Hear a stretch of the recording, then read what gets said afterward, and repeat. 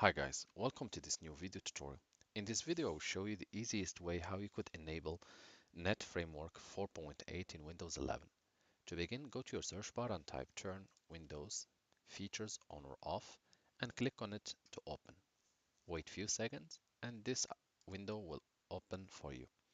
Here, make sure to tick or select this option next to Net Framework 4.8 Advanced Services. Click OK.